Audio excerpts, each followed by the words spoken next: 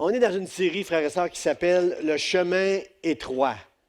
Combien sont d'accord avec moi que marcher avec Dieu, marcher avec le Seigneur, c'est de marcher dans un chemin qui est plus étroit, qui est étroit souvent, dans le sens que aujourd'hui, dans notre génération, les gens font, le chemin que les gens prennent, c'est « moi, je fais ce que je veux. Je ne te jugerai pas. Toi, juge-moi pas, je fais ce que je veux. » On a donné des droits aux êtres humains, on a légalisé toutes sortes de choses aujourd'hui qui font en sorte qu'on est, comment je vous dirais, on est dans une génération où les gens, dans le fond, le libre choix, c'est notre nouveau Dieu dans notre génération. Mais marcher avec le Seigneur nous appelle à marcher sur le chemin, un chemin qui est resserré, un chemin qui est très étroit, parce que ce n'est plus notre volonté maintenant, c'est plus notre chair. C'est la volonté de Dieu dans nos vies qu'on veut avoir. Alors, c'est certain que le chemin il est plus étroit, il est plus difficile à suivre, puis il y a un prix à payer. Puis, ce que j'aime de cette série-là qu'on regarde ensemble, c'est que ce sont 5 chapitres dans l'Évangile de Jean, 5 chapitres où Jésus est tout seul avec ses disciples. Il parle à ceux qui veulent le suivre, il parle à ses disciples proches. 5 chapitres, c'est beaucoup. Et on va passer au travers de tous ces chapitres-là pour étudier les textes qui nous parle à nous aujourd'hui, et spécialement en ces temps difficiles que nous vivons, on a besoin d'entendre parler de la part du Seigneur. Amen. Dites Amen n'importe quand pour garder votre pasteur alerte. Là. Alors, le texte qu'on va regarder ensemble ce matin, frères et sœurs, c'est dans Jean chapitre 14, 3 versets qui nous dit, où Jésus dit, « Si vous m'aimez, gardez mes commandements.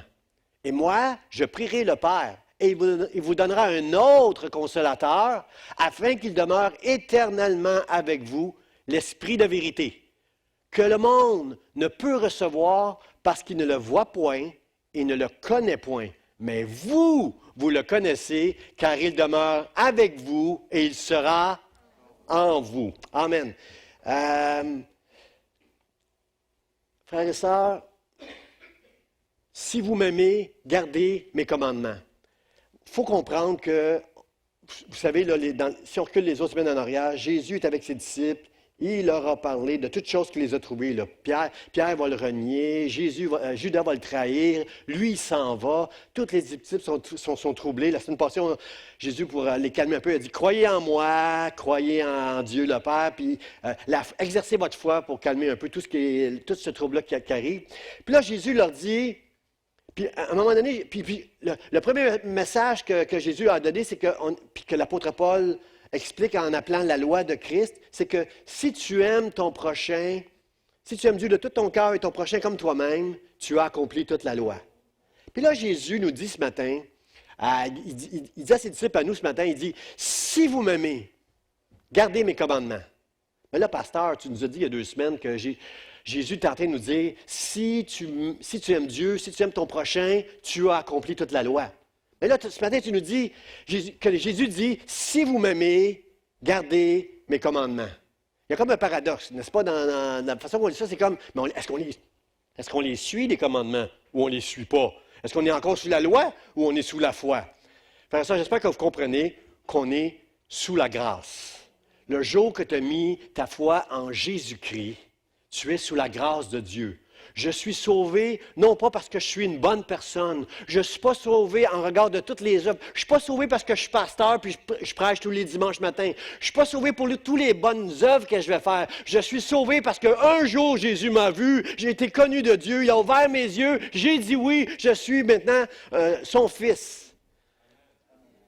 Vous êtes ses fils et ses filles parce que Dieu vous a choisi. On n'est plus sous la loi. Dans l'Ancien Testament, la loi, c'était c'est Paul, je pense qu'il dit ça, c'était un pédagogue, c'était un professeur pour nous apprendre qu'on n'est pas capable de suivre toute la loi. Jésus, lorsqu'il est mort à la croix, il a dit « Tout est accompli ». Lui n'a jamais péché. Lui a été capable de marcher sans jamais faire un péché. Vous et moi, on n'est pas capable de faire ça. Vous et moi, on fait des péchés tous les jours. Ça ne fait pas longtemps que je suis levé de mon lit, que je suis sorti du sommeil, de mon inconscience. Ma femme me dirait, peut-être, il me semble que tu es longtemps inconscient dans la journée. Là. Lorsque je sors de mon inconscience du sommeil et que je deviens conscient, c'est pas long que je vais commettre un péché dans ma conscience. Parce qu'on est des êtres, comment je dirais, à cause du péché, notre vieille nature et notre chair ensemble même avant que Satan vienne nous influencer, notre vieille nature, notre chair fait en sorte qu'on n'est pas sage, puis on commet des péchés tous les jours de toutes sortes de manières. Chacun de nous, c'est différent. Mais on reste des pécheurs. Alors, comment Jésus peut nous dire, gardez mes commandements, si vous m'aimez, là, gardez mes commandements. Mais Seigneur, je t'aime, je t'aime. Tu l'as dit l'autre jour, si je t'aime, puis j'aime mon prochain, j'ai accompli toute la loi, pourquoi tu me demandes de garder mes commandements? Frère, ça, j'espère que vous comprenez avec moi que notre vieille nature, puis notre nature pécheresse, ne nous donne pas l'excuse, sous la foi, de faire ce qu'on veut, comme on veut, quand on veut. J'ai su des... Je vous donne une chance, de vous reprendre. Si on aime Dieu, frère, ça, si on aime Dieu, là, on accomplit la loi naturellement. Est-ce que tu vas tuer quelqu'un qui t'a coupé sur la route? Quelqu'un t'a coupé, puis tu il a failli, mon enfant dans l'auto derrière moi, je vais aller le chercher, je vais y régler son cas. Est-ce que tu vas tuer quelqu'un si tu aimes Dieu de tout ton cœur? Ben non, t'accomplis. Si tu le fais, j'espère que ta conscience va te dire, voyons, ça se fait pas une chose comme ça. Si tu aimes Dieu, est-ce que tu vas voler? Si tu aimes Dieu, tu ne vas pas.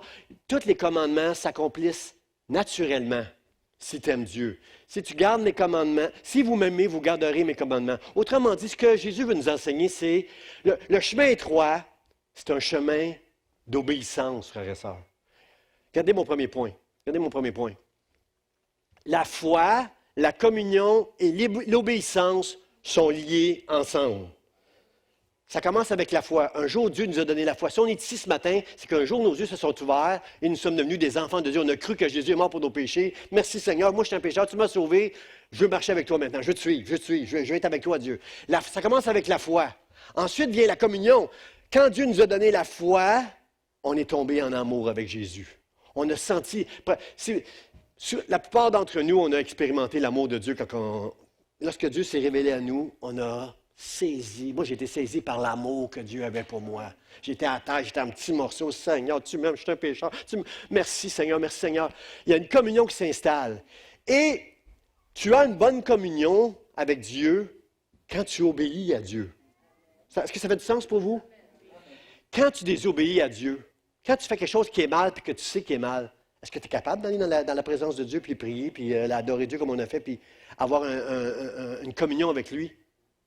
OK, vous autres, vous ne péchez pas. Moi, je vais vous dire, je vais répondre à la question. Non, tu ne peux pas. Moi, je fais juste une petite affaire, puis je dois aller dans la présence de Dieu. Pardon, Seigneur. J'ai une petite chicane avec ma femme. Je ne suis pas capable d'aller prier. Je descends dans mon sous-sol. Je suis capable de me sauver de mon conjoint, puis de descendre au sous-sol, faire mes affaires si je me chicane avec elle. Mais je ne peux pas prier. Parce que je sais très bien que si j'ai quelque chose avec ma femme, je dois aller les régler avant d'avoir une vraie communion avec Dieu. Je peux faire semblant d'avoir une communion avec Dieu, mais je fais du déni. Frère et sœur, si tu n'obéis pas à Dieu, tu sais, si tu fais quelque chose qui est mal, qui est péché, tu le sais, c'est difficile d'entrer dans la communion avec Dieu. Puis tu peux passer une semaine, si tu veux, à pleurer et à demander pardon à Dieu avant de réavoir une communion avec lui. C'est si simple, frère et sœur. Demande pardon à Dieu, règle ton affaire, puis dépêche-toi de rentrer dans la présence de Dieu pour avoir une vraie communion avec lui. Si vous m'aimez, gardez mes commandements, c'est ça que ça veut dire. Si tu m'aimes, tu vas garder une communion avec moi, puis tu vas faire ce que je te demande, tu vas arrêter de faire ce que toi tu veux faire pour faire ce que moi je veux faire, et ainsi notre communion va être super, là. Moi, pour illustrer ça, j'ai un petit chien. Le petit chien de mon épouse, là, il est tout petit, là. Puis, j'étais témoin de quelque chose cette semaine qui m'a tellement béni.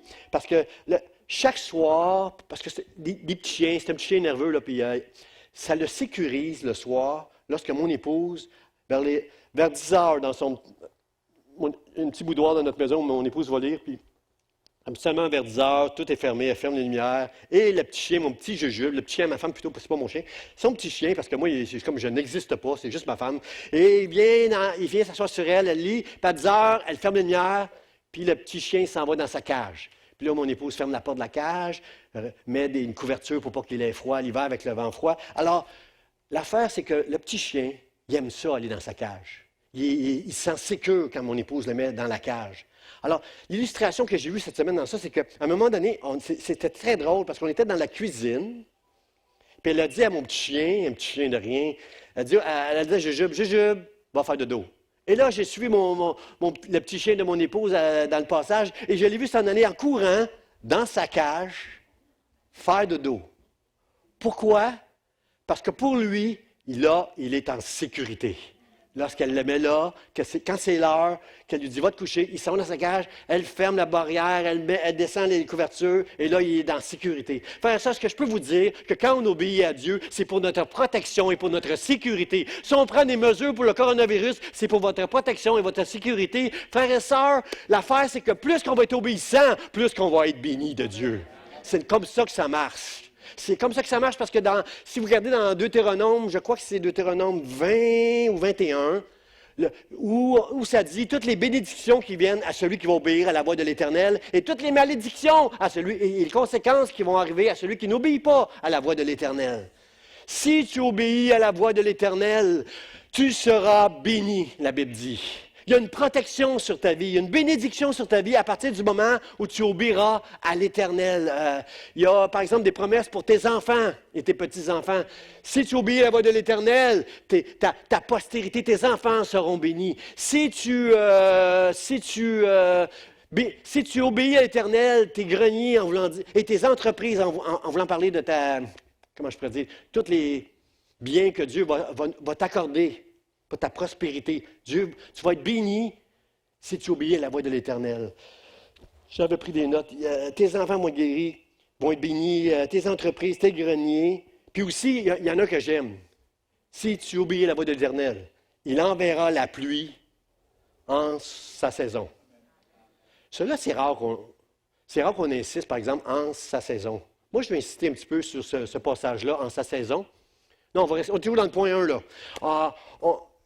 En sa saison. Parce que souvent, on dit, si tu obéis à Dieu, Dieu va envoyer la pluie. Il faut comprendre, frères et sœurs, que Dieu envoie la pluie en son temps. Pourquoi il envoie la pluie? Pour que ce qu'on a semé puisse germer. C'est un principe de l'agriculture.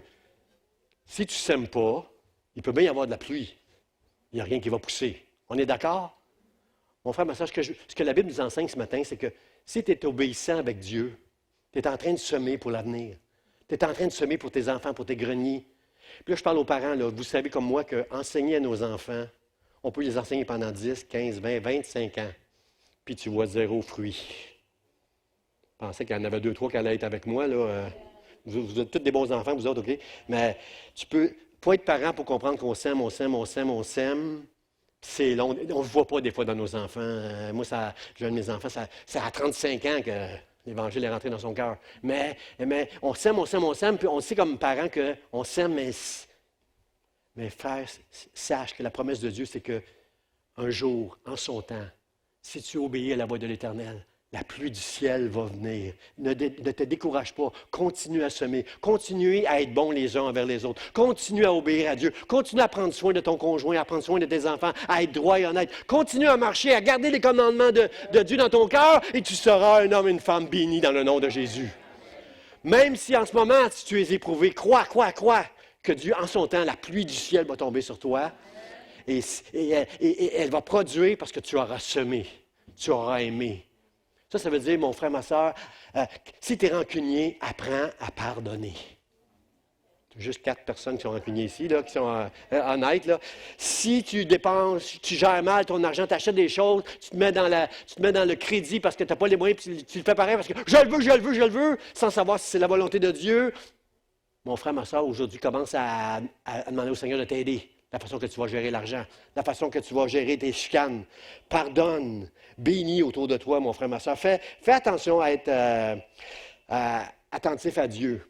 Il y a quelqu'un dans l'Ancien Testament qui a été jugé, c'est Saül. Le roi Saül a été jugé parce qu'il n'a pas écouté la voix de l'Éternel.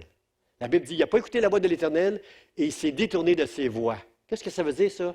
C'est que Saül, non seulement il n'écoutait pas Dieu, mais il ne marchait même pas dans les voies de Dieu, dans le chemin de Dieu. Le chemin étroit. Il faut faire attention, frères et sœurs, parce que le prophète a dit à Saül, l'obéissance vaut mieux que les sacrifices. Êtes-vous d'accord avec ça? L'obéissance vaut mieux que les sacrifices. Ce que ça me dit, moi, c'est que c'est plus facile de faire des sacrifices que d'obéir à Dieu, puis de pardonner à quelqu'un avec qui on a de la rancune, ou de prendre soin de notre conjoint, etc., etc.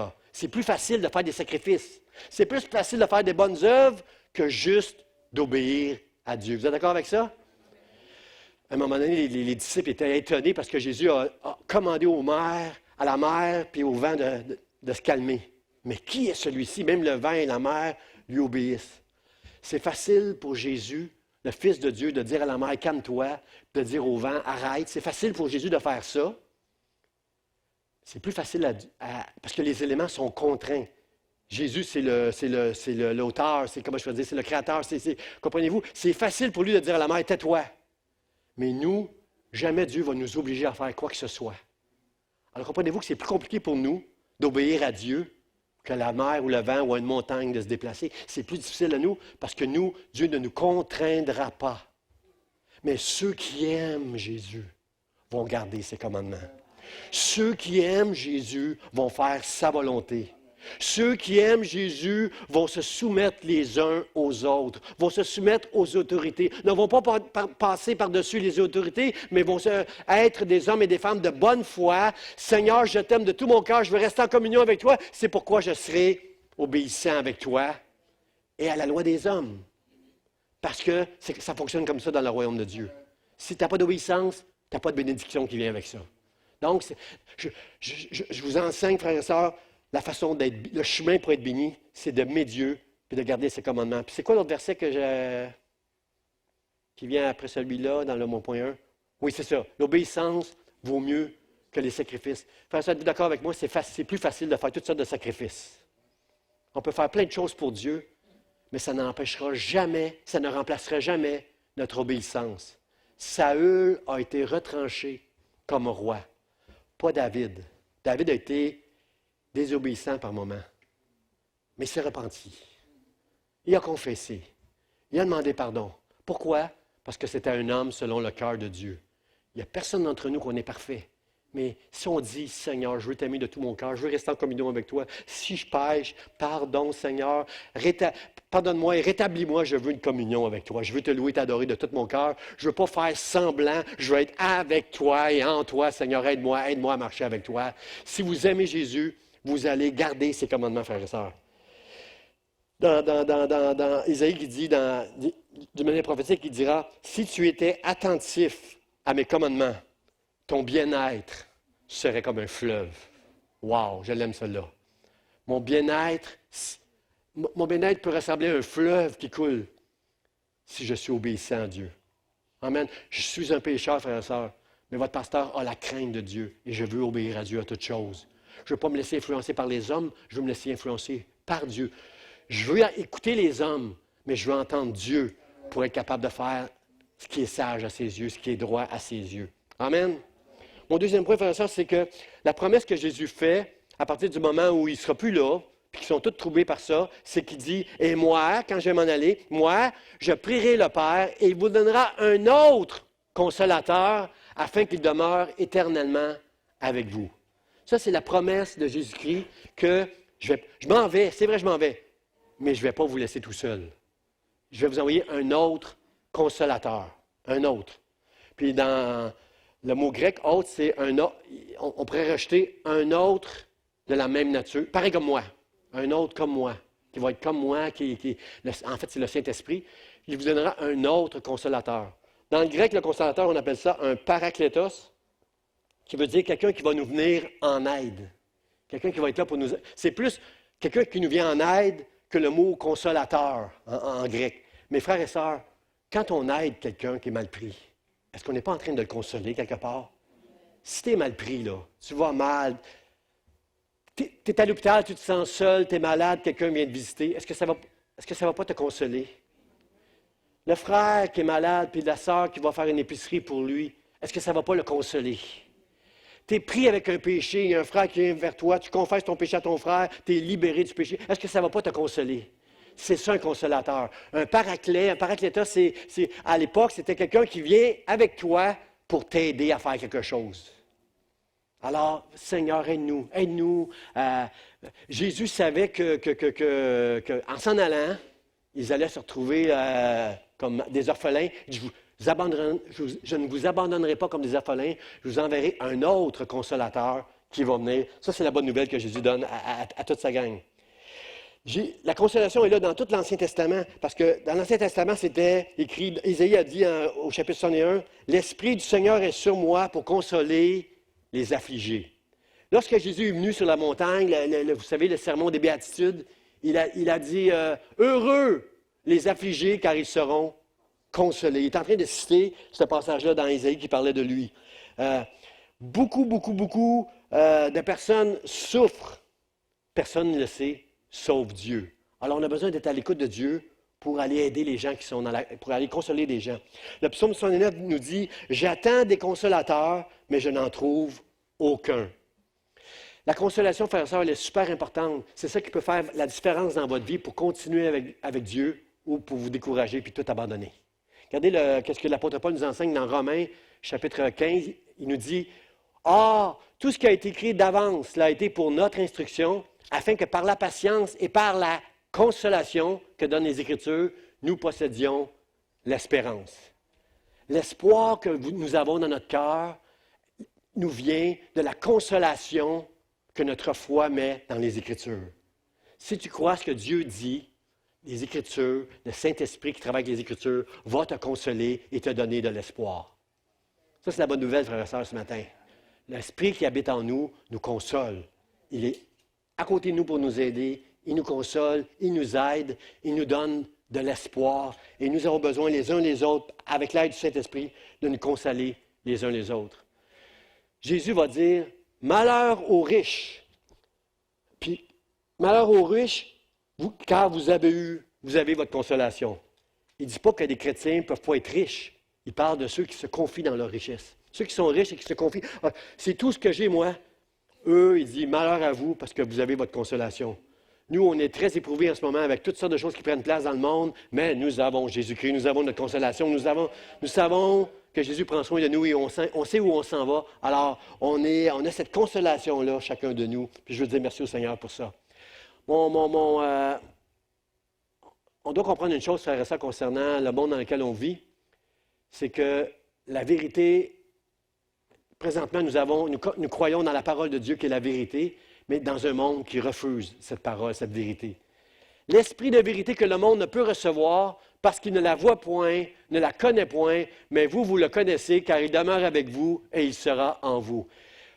Jésus nous dit qu'il va nous envoyer un autre consolateur, le Saint-Esprit, l'Esprit de vérité. Frères et sœurs, dans notre génération, on vit dans un monde où, parle de ta foi un peu, tu vas comprendre que les gens sont rapidement hostiles à ta croyance, à ta foi. Mais qui nous dit que c'est la vérité? Où est la vérité? Qui nous dit que c'est la vérité, ça? Alors, nous, on le sait parce qu'on a été éclairés, on a reçu l'Esprit de Dieu qui nous a éclairés, que la parole de Dieu, c'est la vérité. Mais ce monde, frères et sœurs, ne croit pas dans la vérité. Ce monde marche sur un chemin qui est large. On a légalisé toutes sortes de choses qui sont contre la parole de Dieu et la vérité, frères et sœurs. On est rendu dans une confusion. Les droits de l'homme, c'est le Dieu de l'homme. La tolérance est devenue le Dieu de l'idolâtrie de ce monde-là. Je veux faire ce que je veux. J'ai des droits. Et aujourd'hui, on est dans la rébellion totale. On fait ce qu'on veut, comme on veut. Puis on est capable de justifier toute forme de rébellion parce qu'on ne croit pas que la parole de Dieu, c'est la vérité, frères et sœurs. Mais Jésus a dit, je suis la vérité et la vie. Je suis le chemin, la vérité et la vie. Alors, frères et sœurs, on est rendu dans cette génération où l'homme, comme dans Babylone au commencement, la divination de l'homme a pris place. C'est l'homme qui est le centre du monde entier. C'est pour ça qu'il y a une si grande crainte par rapport au coronavirus, frères et sœurs. Parce que quand tu perds la santé, quand tu perds la vie, quand tu perds tes richesses, tu as tout perdu, là, si tu vis loin de Dieu. Mais si on veut s'approcher de Dieu, notre foi doit s'attacher que la parole de Dieu, c'est la vérité. Et que je veux t'aimer de tout mon cœur, Seigneur, et garder tes commandements. Et si je réussis à faire ça, c'est parce que l'Esprit de vérité sera avec moi pour m'aider à marcher avec toi, Seigneur. On doit, frères et sœurs, comprendre que c'est la vérité qui nous garde dans ce monde qui est hostile à Dieu. C'est en s'attachant à la parole de Dieu, en s'attachant à ce que Dieu déclare qu'on va rester vivant. Sinon, ce monde va nous avoir, frères et sœurs. Tu dois t'attacher à la parole de Dieu de tout ton cœur. Tu dois comprendre ce qui est vraiment important dans la vie pour marcher avec Dieu de tout ton cœur. Est-ce que ça fait du sens pour vous? On est tellement loin aujourd'hui, on veut tellement vivre loin de Dieu qu'on en subit les conséquences présentement. Mais Dieu va garder ses enfants. Ceux qui sont à lui, Dieu va nous garder longtemps encore. Puis je remercie le Seigneur pour ça. Regardez qu'est-ce que, dans le mot de la fin, qu'est-ce que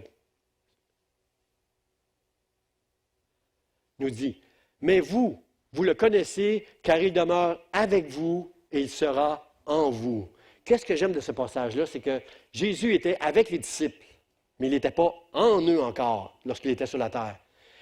Jésus était en Israël, mais quand il était en Israël, il n'était pas au Québec. il n'était pas ailleurs, il était là. Maintenant, il est avec nous. On ne le voit pas, mais nous avons la foi que Dieu est avec nous. Et il est en nous.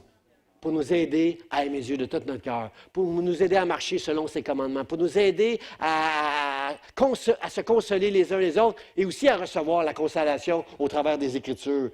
Frère et sœur, j'aime beaucoup Daniel qui va dire dans le chapitre 9, je ne l'ai pas mis à l'écran, mais il dit au chapitre 9, nous n'avons pas été attentifs à la vérité.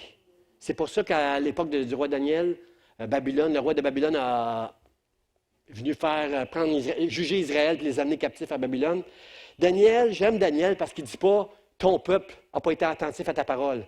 Mais Daniel a pris sur ses épaules, sur lui, de dire « nous n'avons pas été attentifs à la vérité ». Frères et sœurs, est-ce que chacun de nous, on peut avoir l'humilité de Daniel en disant « je n'ai pas été attentif à la vérité ». Il y a quelqu'un, un théologien du Moyen-Âge qui s'appelle Ignace de Loyola, qui a dit ceci, il a dit, qu'est-ce qu'il dit? Il dit, on apprend quand on veut apprendre. On apprend quand on veut. Frère, ça, si on n'a pas été attentif à la vérité, c'est parce qu'on a négligé dans nos vies de vouloir faire la volonté de Dieu, de l'aimer de tout notre cœur, d'entretenir avec lui une vraie bonne communion pour être capable de marcher avec lui, puis d'apprendre de lui. Chaque jour, on doit apprendre de Dieu. Chaque jour, on doit être attentif à la vérité. Puis on doit être capable de prier comme Daniel en disant, Seigneur, pas les autres, pas les autres, mais moi, je n'ai pas été attentif à la vérité. Aide-moi à t'entendre. Je veux apprendre de toi, Seigneur. Je veux faire ta volonté. Je suis trop loin de toi pour être capable de marcher avec toi d'une manière qui va t'honorer. Aide-moi, Seigneur, à marcher avec toi. Apprends-moi, rends-moi sensible, attentif à ce que tu as à dire. Je vais inviter les musiciens à s'approcher. Un jour, il y avait Billy Graham. Billy Graham qui, j'ai lu ça, qui était dans un ascenseur, puis il a rencontré quelqu'un. Puis la personne a dit à Billy Graham, « Hey, vous n'êtes pas Billy Graham, vous? » Il a dit, « Oui, c'est moi. » Il dit, « Wow, je suis avec Billy Graham. Wow, vous êtes une personne tellement extraordinaire. » Puis là, Billy Graham a dit, « Je ne suis pas une personne extraordinaire, mais je prêche un livre qui, lui, est extraordinaire. » Ça, on est attendu. Je suis un peu, comment je peux dire, j'ai hâte à l'après, j'ai hâte que les moments que l'Église va connaître après le coronavirus. Parce que je trouve qu'on met tellement d'efforts pour le coronavirus, qui en ce moment a fait une seule victime dans tout le Canada. Puis, on sait, vous et moi, on sait que le monde sont brisés à cause du péché, sont dans la misère à cause du péché. Beaucoup vont aller en enfer parce qu'ils n'ont pas été attentifs, ont refusé la vérité, frères et sœurs. Et on met tellement de mesures pour le coronavirus, et je dis amen, on va faire attention comme le gouvernement nous demande. Mais frères et sœurs, comme pasteur, comme chrétien, comme enfant de Dieu, j'ai beaucoup de honte qu'on ne fait pas autant d'efforts pour aller sauver les gens qui sont pris avec le péché et qui sont séparés de Dieu pour l'éternité. Est-ce que vous êtes d'accord avec moi? Est-ce qu'on ne devrait pas dire comme Daniel, Seigneur, on n'a pas été attentif comme on aurait dû l'être avec les âmes qui sont séparées de toi pour l'éternité. On a besoin, frères et sœurs, de se regarder devant Dieu et dire, Seigneur, on en fait beaucoup pour être épargné du coronavirus. On n'a pas fait beaucoup pour aller sauver ceux qui ont été brisés par le péché. C'est dans le prophète Nahum qui va dire, le prophète Nahum, je ne l'ai pas nommé, OK. Le prophète Nahum, ce qu'il dit, c'est qu'il amène un jugement sur Nénive à un moment donné, puis il va dire, qui n'a pas été épargné par ta méchanceté, Nénive? Qui t'a pas épargné dans ta méchanceté, dans ta folie, dans la misère que tu as fait subir aux hommes? Qui n'a pas été épargné par ta méchanceté? Je trouve que c'est une belle image du péché. Qui n'a pas été épargné par le péché, frère et sœur? Il n'y a personne. Nous sommes tous des pécheurs, nous sommes tous frappés par le péché. Nous avons le bonheur de connaître Jésus-Christ. Nous avons le bonheur d'être dans son Église ce matin, puis de connaître Dieu. Mes frères et sœurs, est-ce qu'on peut demander pardon à Dieu de ne pas avoir été si attentif? On va prendre beaucoup de mesures pour éviter la propagation du coronavirus. Est-ce qu'on peut, chacun de nous, prendre des mesures, s'engager devant Dieu, qu'on va faire attention pour que les âmes autour de nous puissent entendre le message de l'Évangile qui va les préserver de la misère, de la destruction, dans le nom de Jésus? Est-ce qu'on peut prendre cet engagement-là? Je vous invite à vous lever et on va se joindre aux musiciens pour prier et demander à Dieu, Seigneur, aide-moi à marcher avec toi, à garder tes commandements, de t'aimer de tout mon cœur, de rester en communion avec toi, Seigneur, à l'aide du Saint-Esprit, pour marcher avec toi, Seigneur. Merci pour la consolation que tu nous accordes. Merci pour ton esprit qui est avec nous et en nous, au nom de Jésus.